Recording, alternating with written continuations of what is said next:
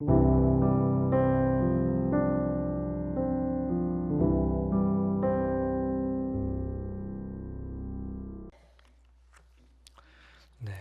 오늘도 하나님을 사랑하는 마음으로 수요 예배에 나오신 성도님들을 주님의 이름으로 진심으로 환영하고 사랑합니다. 네, 제가 목이 좀 안 좋아서 목소리가 좀 걸걸한 점에 양해를 부탁드립니다. 아주 평범한 삶을 살았던 다윗이었습니다. 좋은 집에서 막내 아들로서 아버지의 양들을 보살피며 살았던 이 다윗에게 어떻게 보면 불청객이 하나 찾아오게 됩니다. 이스라엘 선지자 사무엘이죠.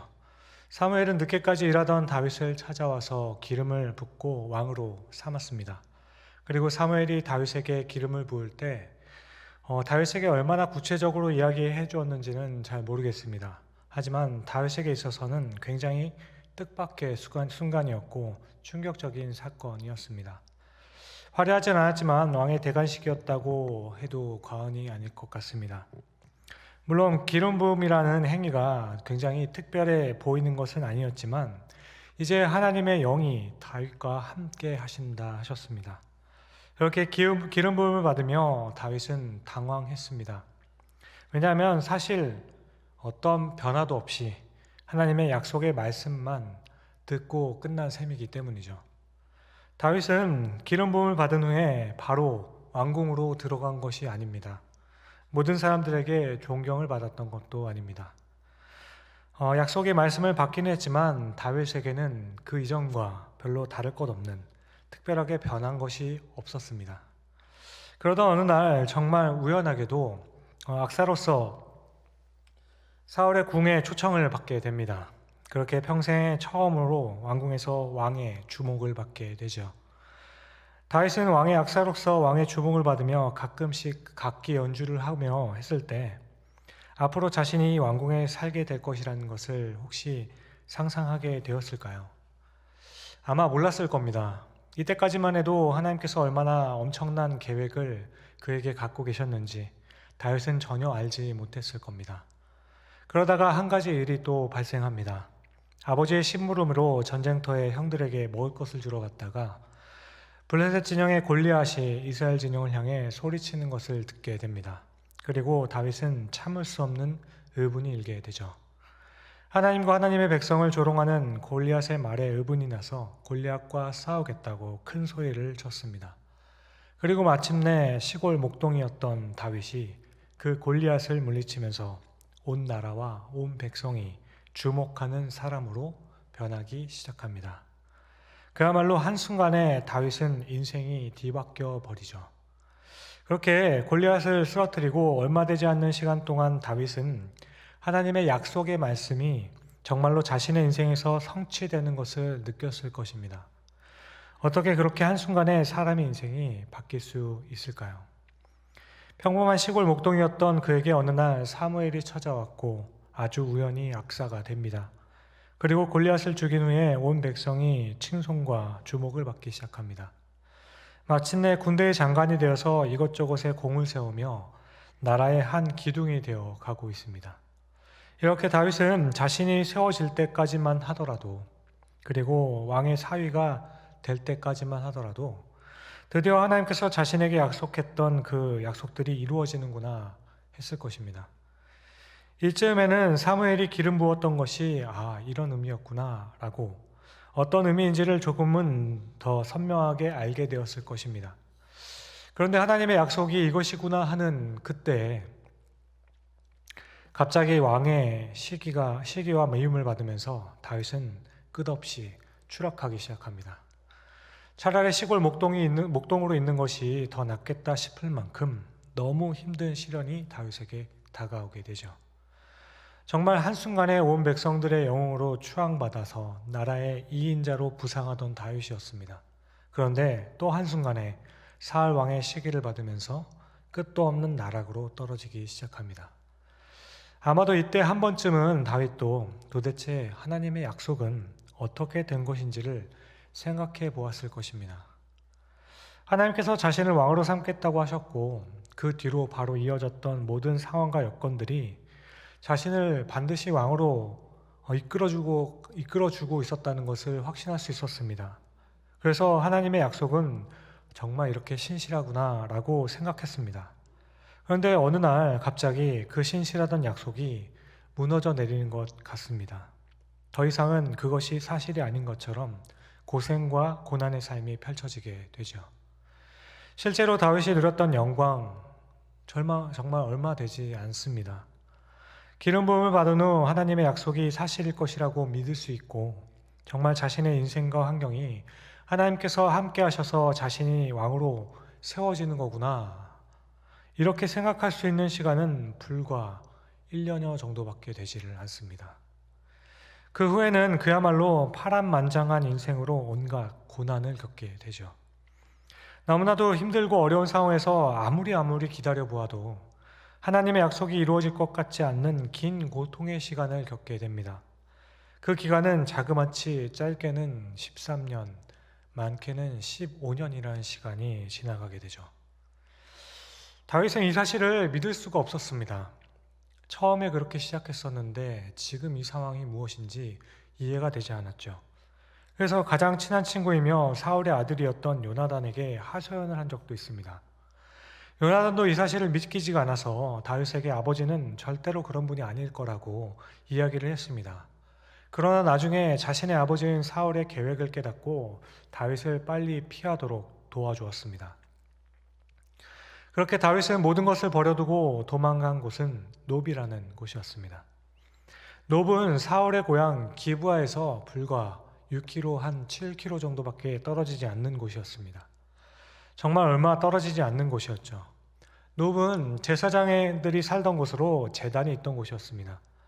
당시 대제사장이었던 아비멜렉은 다윗을 보고 놀랐습니다. 왜냐하면 이때까지만 해도 다윗은 군대의 장관으로서 이미 여러 군데의 군대를 이끌고 다니면서 전쟁에서 큰 공을 세웠기 때문에 많은 사람들이 그들을 알았고 주목을 받고 있었기 때문입니다. 그런데 혼자, 그것도 연락도 취하지 않고 갑자기 나타나게 된 거죠. 그래서 아히멜렉은 묻습니다. 아니, 군대의 장관인 당신이 왜 아무도 없이 혼자 돌아다니십니까? 그리고 이때 다윗은 거짓말을 하게 되죠. 아니, 제가 왕의 특별한 명령을 받고 수행 중입니다. 혹시 먹을 것이 있으면 좀 주시겠습니까? 다윗은 아비멜렉 앞으로 혼자 갔었지만 그래도 혼자가 아니라 몇 명의 소년들과 같이 갔던 것 같습니다. 그래서 자신과 함께하는 이들을 줄 양식이 있는지 묻게 된 거죠. 그러자 아비멜렉은 다른 것은 없고 진설병으로 제단에 올렸던 떡이 조금 있다 말하죠. 그렇게 당신이 데려온 소년들이 혹시 여자를 가까이 하지 않았다면 이 떡을 주겠다 합니다. 그래서 결국 다윗은 이 떡을 얻게 됩니다. 그리고 다윗은 다시 묻기를 혹시 무기가 있습니까? 물어보게 되죠. 마침 그곳에는 다윗이 골리앗을 죽이고 목을 잘랐던 그 칼이 놉에 있었습니다. 그래서 다윗은 아히멜렉에게 골리앗이 쓰던 칼과 진설벽의 그 떡을 얻어서 몇 명의 부하들과 함께 급하게 다시 도망갑니다. 그리고 도착한 곳이 가드입니다. 블레셋 땅의 가드였습니다. 여러분, 가드가 어디인지 아십니까? 가드는 골리앗의 고향입니다. 저는 이 본문을 읽을 때마다 제 가슴이 더 철렁 내려앉는 것 같습니다. 다윗이 찾아간 곳이 골리앗의 고향입니다. 다윗은 왜 하필 그곳으로 들어갔을까요? 골리앗을 잡았던 장수 다윗, 블레셋 사람들은 다윗이라면 치를 떨었습니다. 블레셋에 있어서 가장 경계하고 미워하던 그리고 두려워했던 그 사람, 바로 다윗입니다. 그런데 또 반대로 이스라엘 사람들이 가장 싫어하고 혐오했던 사람들, 블레셋 사람들입니다. 그러니 당시 다윗은 무슨 생각으로 블레셋 땅 가드로 갔던 것일까? 게다가 그곳의 왕인 아기스 앞으로 나아갔던 걸까? 도저히 이해가 되지 않는 행동입니다. 하지만 이것을 반대로 생각하면 다윗은 그만큼 너무나도 두려웠다라는 겁니다. 물론 이것은 정말 순진한 생각 혹은 고도의 전략일 수도 있습니다. 등잔 밑이 어둡다라는 것처럼. 그러나 나중에 알고 있는 우리로서는 고도의 전략은 아닌 것을 알게 되죠. 그래서 이때 다윗은 가드로 들어가면서 이런 생각을 하지 않았을까 싶습니다. 골리앗의 칼을 들고 가드로 가는 겁니다. 그러니 이 칼을 돌려주면 혹시 내가 사울을 배반하고 온 것이라 생각하지 않을까. 그러니까 자기 민족을 버리고 블레셋에 항복을 한 것이라고 생각하면 그래도 자신과 일행들을 도와줄 것이라고 생각했던 겁니다. 지금은 유다 땅 어디에도 사울을 피하여 도망갈 곳이 없었기 때문이죠. 그러니 오히려 이스라엘의 적인 블레셋 땅으로 들어가면 사울은 블레셋까지는 쫓아오지 못할 것이라고 생각했던 겁니다. 너무나도 다급한 나머지 만일 가드왕 아기스가 자신을 받아주기만 한다면 그래도 생명은 보존할 수 있지 않을까 생각했던 겁니다. 그렇게 블레셋 땅으로 다윗은 들어갔습니다. 그런데 블레셋 땅 가드에 들어가서 얼마 지나지 않아서 사람들이 웅성웅성거리기 시작합니다. 사람들이 다윗을 가리켜 계속 웅성거리기 시작해요. 저 사람은 사울을 죽인 자는 천천히요. 다윗이 죽인 자는 만만히로다. 그렇게 여자들이 창화했던 그자가 아닙니까? 블레셋 사람들이 다윗을 알아보기 시작한 겁니다. 제가 생각할 때 다윗이 평생에 제일 싫어했던 말이 이 말이었을 것 같습니다. 사울이 죽인 자는 천천히요. 다윗이 죽인 자는 만만히로다. 여자들의 이 노래 때문에 승승장구하던 다윗이 한 방에 나가 떨어진 거 아니겠습니까? 사울도 이 노래 때문에 다윗을 싫어하기 시작했던 겁니다. 이것을 또 어떻게 들었는지 블레셋도 이 노래를 알고 있었던 거죠. 그렇게 사람들은 웅성거리기를 사울이 죽인 자는 천천히요 다윗이 죽인 자는 만만이라 했던 그 다윗 아니냐고 속삭이기 시작합니다. 우리 장군이었던 골리앗을 죽인 자가 바로 저 사람이라고 계속 가리키는 거죠. 오늘 본문에는 다윗이 이 말을 듣고 심히 두려워하여 미친 채 했다라고만 되어 있습니다. 그런데 사실 다윗은 이때 체포를 당한 겁니다. 다윗은 감옥에 갇혀 있었습니다. 이때 감옥에 있으면서 느꼈던 두려움들과 불안함을 시편의 노래로 노래하였습니다. 당시 감옥에서 지었던 시편이 바로 시편 56편입니다. 함께 잠깐 찾아볼까요? 구약성경 842면에 있습니다.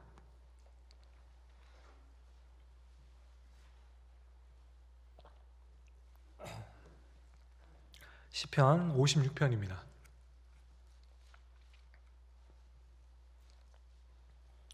이 시에는 당시의 상황과 다윗의 심정을 잘 드러내고 있습니다. 그렇게 먼저 시편 56편을 보시면 이 시제의 표제를 한번 보십시오. 그러면 다윗이 가드에서 블레셋인에게 잡힌 때 부른 노래라고 되어 있습니다. 여러분 이때 다윗의 심정을 한번 생각해 보시기 바랍니다. 물론 이 상황을 벗어나서 쓴 시일 수도 있습니다. 하지만 지금 다윗은 감옥에 갇혀 있는 상황이고 블레셋 사람들에게 언제라도 죽임을 당할지도 모르는 상황인 겁니다. 그런 상황을 생각하며 한번 들어보십시오. 1절부터죠. 하나님이여 내게 은혜를 베푸소서. 사람이 나를 삼키려고 종일치며 압제하나이다. 내 원수가 종일 나를 삼키려 하며 나를 교만하게 치는 자들이 많사오니 내가 두려워하는 날에는 내가 주를 의지하리이다. 내가 하나님을 의지하고 그 말씀을 찬송하올지라. 내가 하나님을 의지하였은즉 두려워하지 아니하리니 혈육을 가진 사람이 내게 어찌하리이까. 지금 다윗은 하나님께 고백합니다. 나는 두려워하지 않습니다. 혈육이 있는 자가 어찌 저를 건들 수 있겠습니까? 내가 하나님을 의지하였은즉 나는 두렵지가 않습니다. 이렇게 고백하고 있죠. 그런데 여러분 이 시를 들으면서 어떤 느낌을 받으십니까?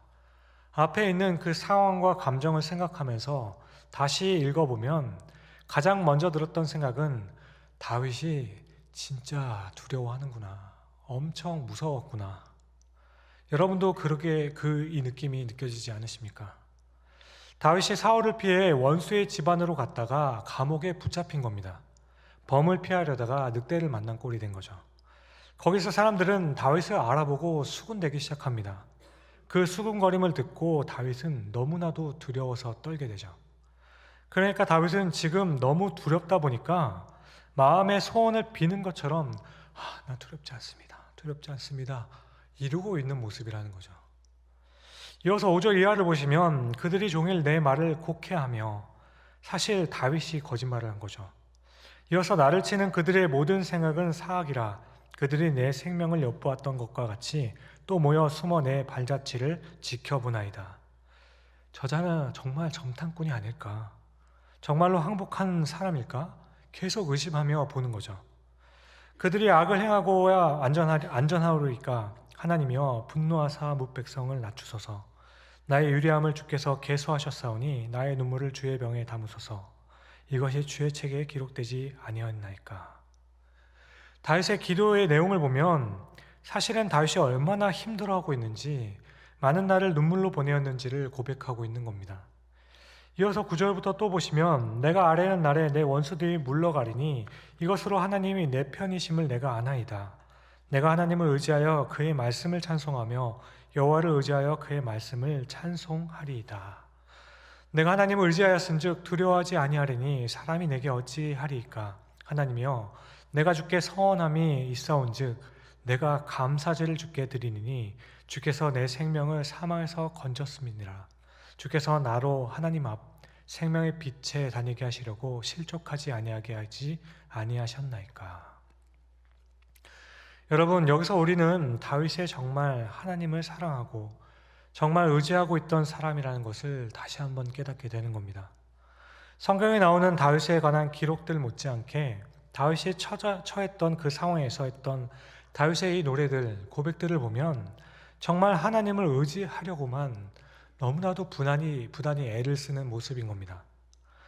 그 위기의 순간과 고난 가운데서도 기도했던 내용들인 거죠. 감옥에 갇혀서 하는 기도의 내용이 여호와께서 나를 지키시니 내가 무엇을 두려워하겠는가? 사람이 나에게 어찌 무엇을 하겠는가? 이렇게 고백합니다. 여호와가 함께 하시니 내가 두려울 것이 없다라고 하죠. 그런데 이 고백들을 볼 때 다윗은 정말로 하나도 두렵지가 않고 겁나지 않은 그런 담대한 모습으로 보이지 않는다는 거죠. 다윗은 정말로 겁을 먹고 있었습니다. 여호와를 의지하고 하나님께서 함께 하시니 사람이 어떻게 하겠습니까? 이렇게 고백하고 기도하고 있긴 하지만 정말 사람이 자신을 해하지 못할 것으로 알았다라고 한다면 감옥에서 있으면서도 오히려 초연했어야 한다는 거죠. 그야말로 떳떳했어야 하는 겁니다. 베드로처럼 감옥에서 잠이라도 잤어야 하는 건 아니겠습니까? 사람이 나에게 손을 대지 못할 것인데 무엇이 두렵겠는가? 그런데 감옥에 있으면서 자신을 사람들이 엿보고 그 행적들을 다시 들추며 정말 항복한 거 맞는 건지 물어보고 정말 정탐꾼이 아닌지를 의중을 떠보기 위해서 그렇게 저렇게 모양으로 신문하고 뒷조사를 하며 감시를 하고 있는 것을 보고 있던 그 다윗입니다. 그리고 이런 기도를 했던 것입니다. 하지만 여러분, 다윗이 실제로 했던 행동, 이것을 보면 더 확실해집니다. 다윗은 이런 기도를 하였지만 그가 했던 행동은 다윗은 대문을 긁으며 수염에 침을 흘리면서 있었다라고 합니다. 미친 자인 것처럼 행동했다라는 거죠. 한나라의 군대 장관으로서 할 수 있는 행동이겠습니까? 이것이 과연 여호와의 사람으로 사람이 두렵지 않다고 했던 사람의 모습이겠습니까?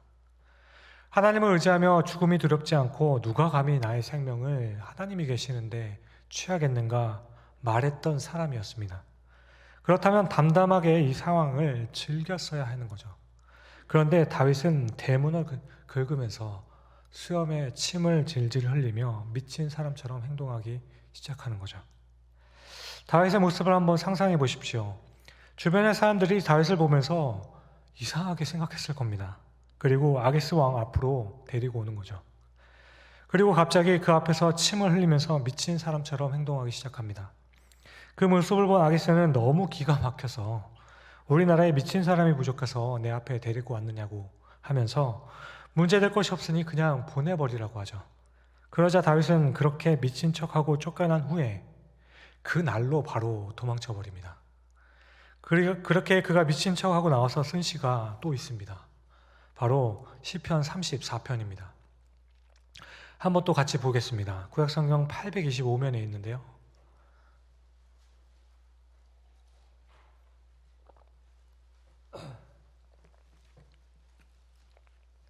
먼저 이 시의 소개를 보면 다윗이 아비멜렉 앞에서 미친 채 하다가 쫓겨나서 지은 시라고 되어 있죠.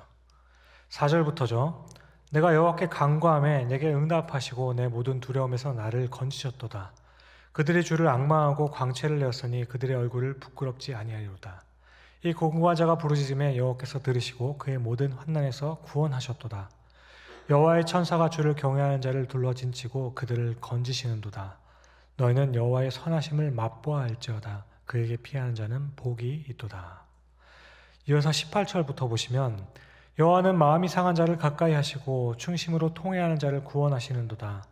의인은 고난이 많으나 여호와께서 그의 모든 고난에서 건지시는도다. 그의 모든 뼈를 보호하시며 그 중에서도 하나도 꺾이지 아니하도다. 악인을 죽일 것이라. 의인을 미워하는 자는 벌을 받으리로다. 여호와께서 그의 종들의 영혼을 속량하시나니 그에게 피하는 자는 다 벌 받지 아니하리로다. 다윗이 시편 56편과 34편에서 하는 기도의 내용을 보게 되면 여기서 우리는 다윗이 얼마나 약했었는지를 알게 되는 겁니다. 정말 지금 다윗도 여러분과 저와 같이 얼마나 약하고 얼마나 부족하고 얼마나 많이 흔들렸는지, 이렇게 약하고 부족함이 있기 때문에 그 약하고 부족함 때문에 더욱 하나님을 의지했고 하나님을 붙들려고 애를 쓰는 다윗의 모습을 우리는 더 살필 수 있는 겁니다. 우리가 지난 시간에 살펴봤던 다윗의 그 용사처럼 강인한 모습, 장수의 모습은 온데간데 없는 겁니다. 전혀 흔들림이 없고 요동이 없는 사람의 모습은 없어졌습니다. 다윗도 환난 앞에서는 어쩔 줄 몰라 하며 두려워하면서 하나님을 의지하고 하나님의 도우심을 구하다가 하나님께서 환난 날에 구해주자 그것으로 인해 기뻐하고 감사하고 감격을 하여 노래하는 것입니다. 이것이 바로 다윗이 가지고 있던 그 다윗의 믿음의 모습입니다. 혹은 다윗이라는 사람의 특징일지도 모르겠습니다. 그래서 어떻게 생각하면 다윗은 아주 탁월한 리더십을 가지고 미래를 잘 계획해서 사람들을 선동하여 움직이게 만드는 사람은 아닌 것 같습니다. 어느 때는 순수하리만큼 아주 단순한 사람이었죠. 다윗은 철저하게 계획을 세워서 사울을 물리칠 수 있는 사람이 아니었다라는 겁니다. 그래서 다윗은 어느 때는 너무나도 약해 보이는 모습입니다. 하지만 다윗이 가지고 있던 사울과 달랐던 가장 큰 장점, 그것은 다윗은 정말 하나님을 사랑했다라는 겁니다. 하나님을 의지하는 마음이 다른 어떤 누구보다도 특심했다라는 거예요. 성경에서 다윗에 대해서 이야기할 때 다른 모든 것들을 가리울 만큼 다윗은 하나님께 대한 믿음과 사랑에 대해서는 으뜸이었던 사람이었습니다. 가드에서 급하게 도망 나옵니다. 더 이상 거기에 있을 수가 없었죠. 나중에 다시 가드 왕에게 가긴 하지만 도망 나와서 간 곳은 아둘람 굴이라는 곳입니다. 그 굴에 들어갔을 때 사울은 찾지 못했습니다. 그런데 이때 다윗의 부모와 형제들이 사람들을 모아서 같이 오게 되죠. 산속의 한 굴에 사람들이 모이기 시작을 해요.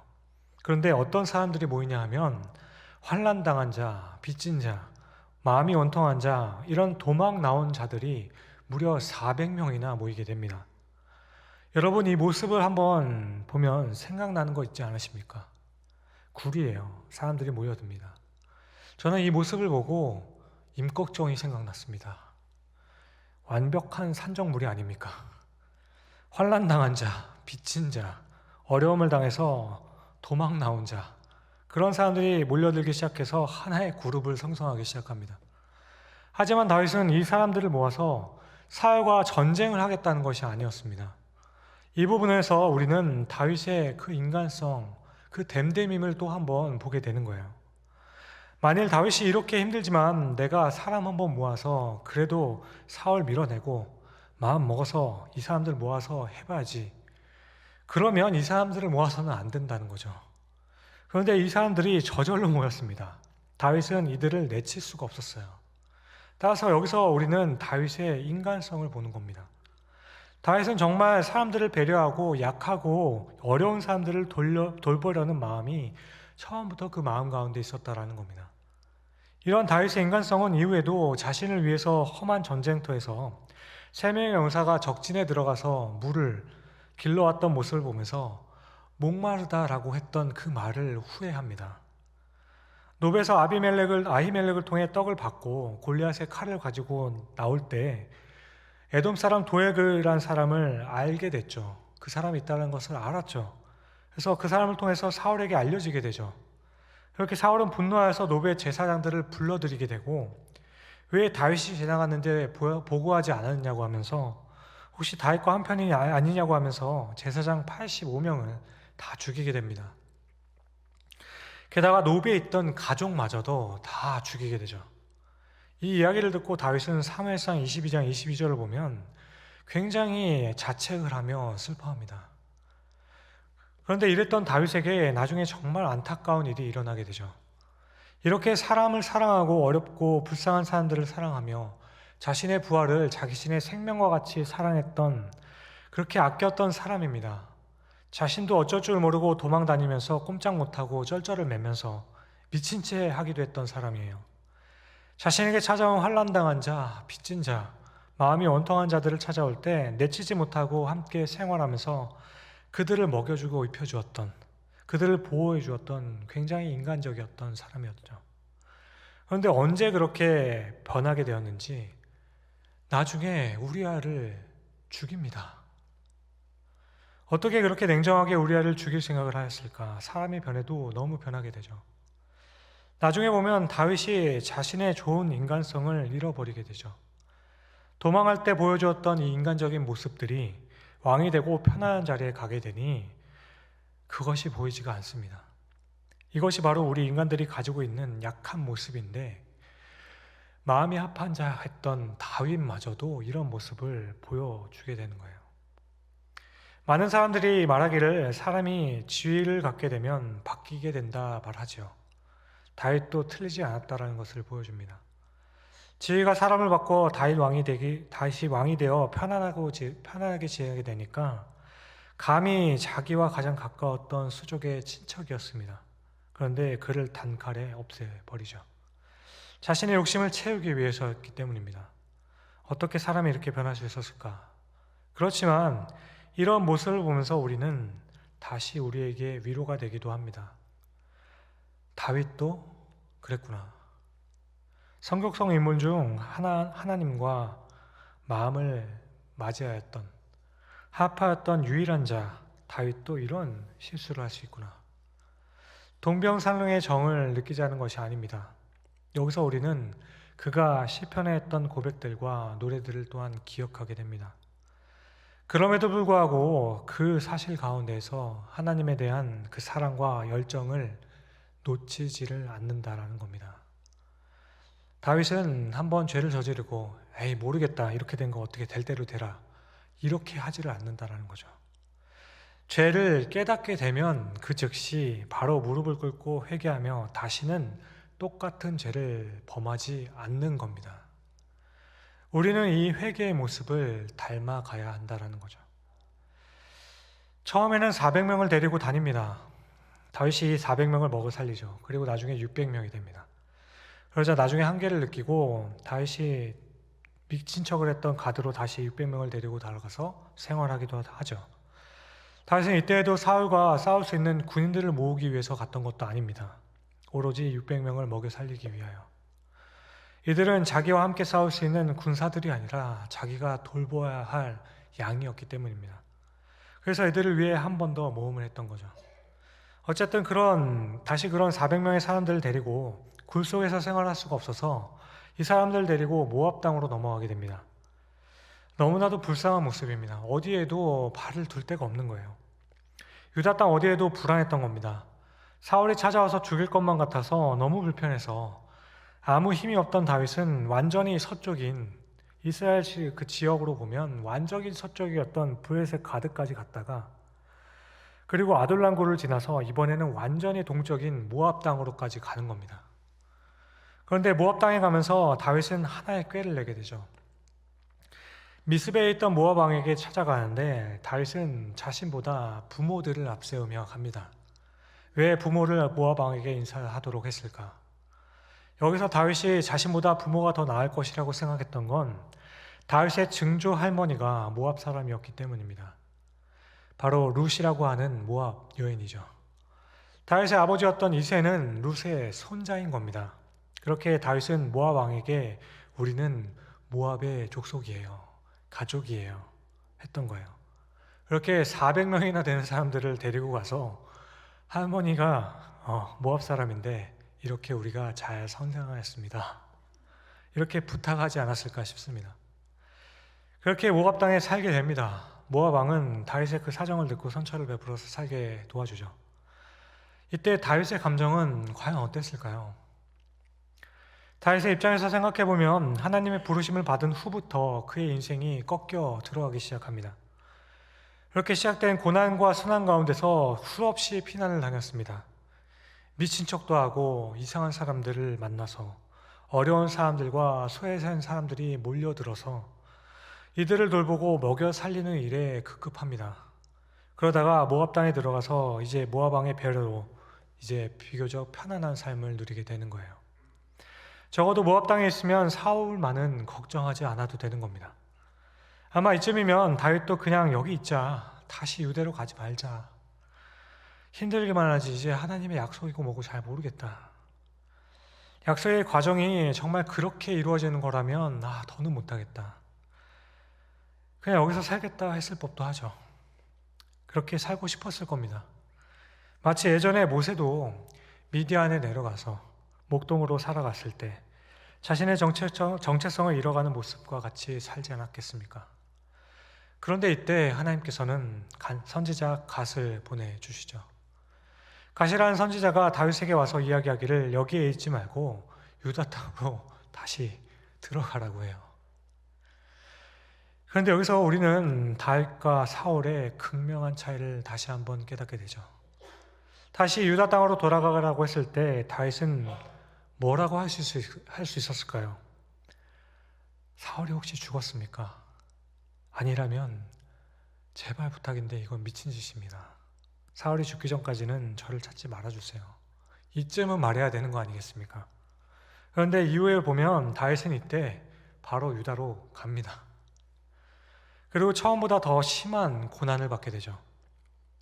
하지만 여기서 중요한 것은 하나님께서 선지자를 보내서 유다 땅으로 다시 들어가라고 하셨을 때 어렵고 힘든 상황에서 정말 눈앞에는 아무것도 보이지 않는 상황이었습니다. 그러나 다윗은 그 환경을 의지하기보다는 선지자가 가져다 준 그 말씀 하나만을 의지하며 갑니다. 사울은 말씀보다 상황과 환경을 의지합니다. 눈에 보이는 조건에 따라 갔던 사람이에요. 하지만 다윗은 그런 조건과 상황을 가리키지 않고 하나님이시라면, 그 말씀만 붙들 수 있다면 너무나도 순진하다 생각될 만큼 가지 말아야 할 그곳에 가는 겁니다. 하나님께서 다시 들어가라고 하시니 다시 들어가서 피난 생활을 시작하는 거예요. 모압에 지내면 안정적인 생활을 할 수 있지만 그렇게 하진 않습니다. 그러니까 하나님의 말씀 앞에서는 자신의 권위를 내세우거나 자신의 편의를 내세우기보다는 하나님의 방법을 따라서 선지자의 인도와 교훈을 받고 거기에 순종을 하게 되죠. 다윗은 하나님의 말씀에 순종하려는 이 열정이 있었기 때문에 밧세바의 범죄 이후에 마음속에는 감당할 수 없는 갈증을 느꼈을 거라 생각합니다. 하나님께 대한 그 열망과 사랑이 있었기 때문이죠. 그런 열망이 노래가 되어 지은 시편들이 꽤나 많습니다. 사랑하는 성도 여러분, 오늘 우리는 다윗이 부름을 받고 이후 도피 생활을 대해서 살펴보았습니다. 그리고 당시 다윗이 처한 상황과 환경을 보아서는 전혀 그 하나님의 부르심을 다시 한번 확인해 볼 수 있는 그런 환경이 아니었다라는 것을 우리는 깨닫게 됩니다. 하지만 그 환경 가운데 부른 다윗의 노래들을 통해 확인하게 되는 건 다윗은 언제나 늘 하나님의 그 말씀 하나만 붙들고 가는 사람이라는 겁니다. 정말로 어렵고 힘든 상황에서도 어떻게 하나님을 의지하는지, 사무엘서나 열왕기서와 같은 역사서에는 구체적으로 나오진 않지만 다윗의 그 시편의 내용들을 보면 다윗의 그 심정이 얼마나 힘들었는지를 짐작할 수가 있는 겁니다. 얼마나 힘들었을까? 얼마나 지치고 아프고 고통스럽고 외로웠을까? 얼마나 불안하고 두려워 떨었을까? 그런데 그렇게 무섭고 두렵고 불안하고 외로운 가운데서도 다윗은 유일하게 한 가지만 붙잡습니다. 하나님을 부르짖습니다. 끝까지 이것만 놓지 않고 붙잡고 갑니다. 하나님의 약속, 그 말씀을 붙들고 있는 겁니다. 이 사실을 기억한다면 시편 19편의 이 고백도 우리는 이해할 수 있게 되죠. 여호와의 율법은 완전하여 영혼을 소성시키시며 여호와의 증거는 확실하여 우둔한 자를 지혜롭게 하며 여호와의 교훈은 정직하여 마음을 기쁘게 하고 여호와의 계명은 순결하여 눈을 밝게 하시는도다. 여호와를 경외하는 도는 정결하여 영원까지 이르고 여호와의 법도 진실하여 다 의로우니 금 곧 많은 순금보다 더 사모할 것이며 꿀과 송이꿀보다 더 달도다. 다윗은 여호와의 말씀이 얼마나 귀한지 송이꿀보다 달고 순금보다 더 귀하다라고 고백합니다. 여호와의 말씀이 송이꿀보다 달다라는 것은 다윗은 고난과 고통의 현실을 극복하면서 이때마다 하나님의 말씀이 사실이었다라는 것을 경험했다라는 겁니다. 그리고 다른 무엇보다 하나님의 말씀을 붙드는 것만이 소망이었고 그것만이 유일한 힘이 된다는 것을 다윗은 자신의 고난의 그 삶 속에서 수없이 경험하게 됩니다. 그리고 그것을 다윗은 노래로 우리에게 전달해주고 있는 거죠. 말씀이 송이꿀보다 달다는 것은 성경을 읽으니까 너무너무 재미있다 이런 뜻이 아닙니다.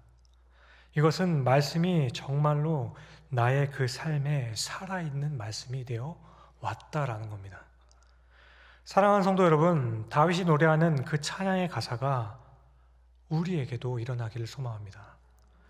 우리들이 당하는 고난의 현실 가운데서도 경제적인 위기와 정서적인 위기들로 인생이 마치 파도 타기를 하는 것과 같이 흔들리는 것 같을 때 우리가 이것을 견디고 이길 수 있는 힘은 하나밖에 없습니다.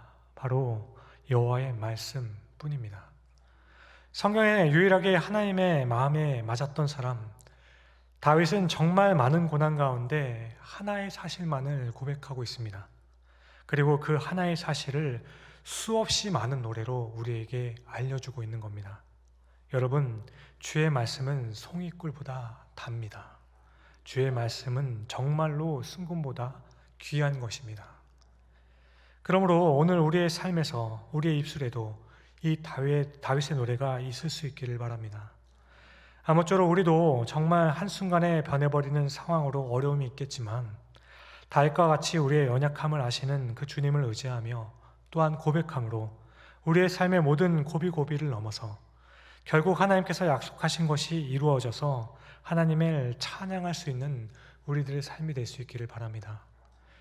그렇게 끝까지 하나님만을 붙들고 믿음으로 우리들을 통해 이루실 그 하나님의 계획들을 모두 내 삶에서 이루어진다는 것을 확실히 목도하고 그렇게 목도하는 모든 주님의 자녀들이 될 수 있기를 주님의 이름으로 간절히 축원드립니다.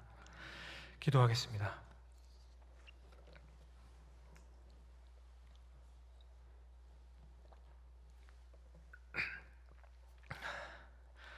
사랑하는 주님, 다윗의 생애가 결코 순탄치 않았지만 특별히 하나님의 약속을 받은 후에 그의 생애는 약속을 받기 전보다 훨씬 더 굴곡이 많은 삶을 살아가였습니다.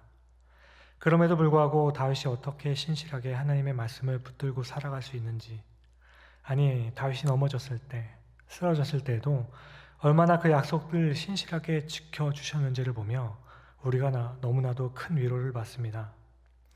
우리는 다윗과 다를 바가 없어서 여호와가 나와 함께 하시니 내가 무엇을 두려워하겠느냐고 고백하면서도 너무나도 두렵습니다. 우리는 다윗과 같아서 주님이 나를 지키시며 내가 여호와를 의지하오니 사람이 내게 어떻게 하겠느냐고 그렇게 고백하고 기도하면서도 사람과 상황을 보면 가슴이 철렁하고 내려앉습니다. 사랑하는 주님, 하지만 하나님의 그 신실하심 가운데 그 부족하고 연약한 다윗을 하나님께서 붙들어 주심으로 그 고비고비를 넘어가게 하신 것처럼 이 시간 이후에 하나님의 백성들이 하나님 앞에서 부르짖을 때 그리고 주님께 매달리며 우리의 믿음이 더 없음을 용서해 달라고 기도할 때 우리의 능력과 우리의 선행과 우리의 의지 때문이 아니라 하나님의 약속과 하나님의 선하심 때문에 우리를 건져 주실 줄로 믿습니다. 오늘도 이 저녁에 약속의 말씀, 나에게 하신 그 약속의 말씀을 붙들기를 간절히 소원합니다. 주의 말씀으로 살고자 하는 모든 주의 자녀들 위해 은혜를 더하여 주시옵소서. 그리고 끝내는 마침내 달과 같이 하나님만을 노래하는 귀한 믿음이 살아 숨쉬는 우리의 삶의 그 나날들이 연속되게 할 수 있게 하여 주시옵소서. 감사합니다. 이 모든 말씀을 언제나 우리를 위로하시고 도우사 힘을 내어 이 세상을 감당하게 하시는 귀하신 우리 구주 예수 그리스도의 이름으로 기도드립니다. 아멘.